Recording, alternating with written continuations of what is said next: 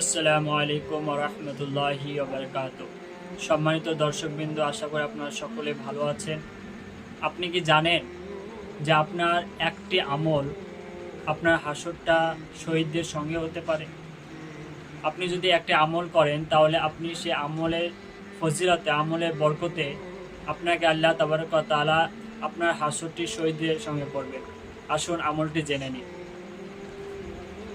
হজরতে আয়েশা সিদ্দিকা রাদিয়াল্লাহু তাআলা আনহা নবী করিম সাল্লাল্লাহু তাআলা আলাইহি ওয়াসাল্লামের কাছে আরজ করলেন, ইয়া রাসূলুল্লাহ সাল্লাল্লাহু আলাইহি ওয়াসাল্লাম, কোন ব্যক্তির হাসর শহীদদের সঙ্গে হবে?